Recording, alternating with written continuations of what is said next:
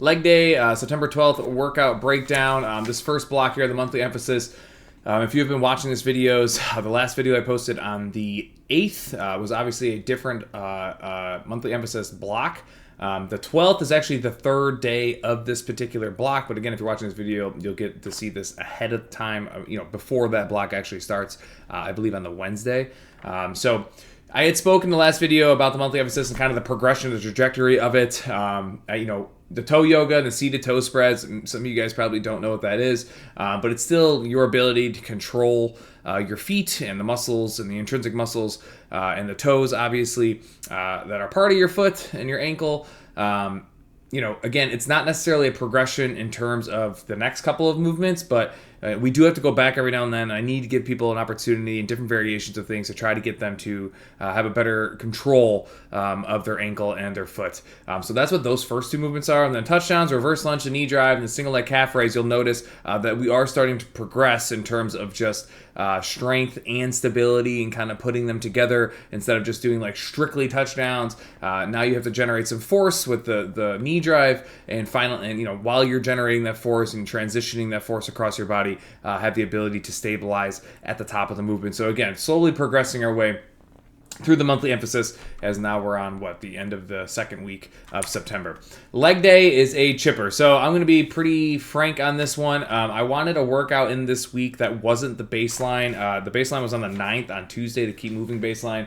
I've gotten pretty numb to the fact that a lot of people just straight up skip baselines. And that's kind of like the only fairly challenging workout on the surface of the week. A lot of the, in terms of like the aerobic challenge, the intensity of it, the rest of the week, for the most part, is a lot of lifting focus. Obviously, the monthly emphasis isn't physically taxing, so that's a chunk of every single day. And I just wanted there to be a workout on here that was, in its raw nature, was just hard, right? Some workouts are just inherently more challenging than other workouts, and that's what this is. So regardless of how you break this up, it should be, at the end of the day, just hard. Like, it is what it is. That's the whole point of it. Now, there's always the differing degrees of difficulty, right? And how hard something is, and you have full control over that every single day. I like to always leave most workouts with that, autonomy to make it as hard as you'd like, right? But again, this one, just from start to finish, in nature, should be more challenging, and if you choose to make it as hard as possible, that's great. That's what I like to leave that option open to you guys. And if you just want to kind of like meander through the entire thing, it still should be, like I said, an uptick in terms of intensity. So the chipper, we haven't done like a full class chipper in a while. So chipper means a lot of times it's you got to do all 50 front squats, and then you move on to the 80 dumbbell alternating front lunges, the 50 deadlifts, and you just work your way down the list. And then, in this particular workout, every 8 minutes, which there's a 40-minute clock, so it's kind of like 5 individual rounds in a sense, in terms of time management. Every multiple of 8, you'll stop what you're doing, drop it, go run somewhere between 300 and 640 meters, and then come back and then can pick up where you left off and just keep working your way down the list.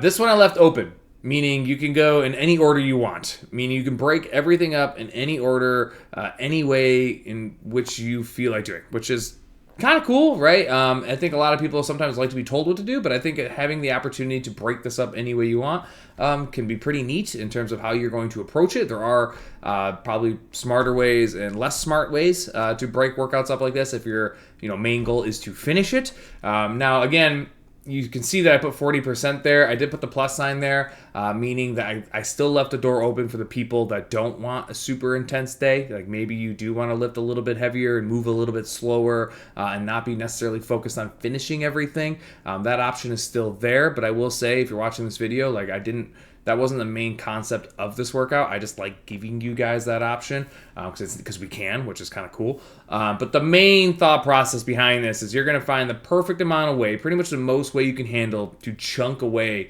large rep counts of this. Your heart rate's going to be elevated the whole time. You're never going to fully gain your composure, and you're just going to try to pace yourself through this the best you can with as much weight as possible and try to finish as much of this as you can. Like, that's the main concept of this. But again, can always do it differently, which the whole reason we built Core 4 and the programming of it is that we had the flexibility to do something like that. So don't be completely shy if you're like, F that, I don't want to do that at all, I just want to lift heavy. All right, you can still get away with it with the setting. But what I was saying is, I left it open to you guys going in any order you want. So you can do 10 front squats, 20 alternating lunges, 10 deadlifts, one round of the burpees and step overs, and then, work your way through that a couple of times. Like if you want to do it that way, you can just sit there and do 60 calorie skied in a row if you want. Like it's completely up to you. The only disadvantage to kind of bouncing around and ping ponging, although I guess you guys, if you're watching this video ahead of time, you have this knowledge now, is that you kind of got to figure out, what you need to do and not get confused. I think this YouTube video and you guys, having some level of foreshadowing here, you can kind of figure that out before you start. Maybe you guys can walk into class with an idea of what you intend on doing to give you the best opportunity not only to finish it, but hopefully enjoy it as much as possible. And then you'll see on the, the right-hand side, the every 8 minutes thing.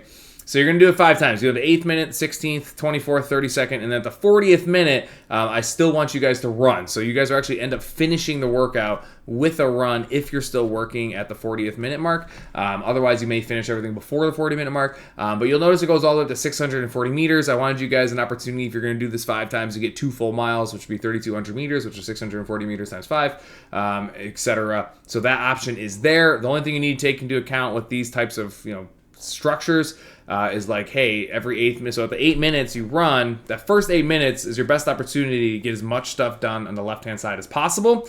After that initial 8 minutes, you're only going to have the leftover of the 8 minutes based off of how long it took you to run. So if it takes me 3 minutes to run my 600 meters, I'm getting off the treadmill with just 5 minutes to go before my next run.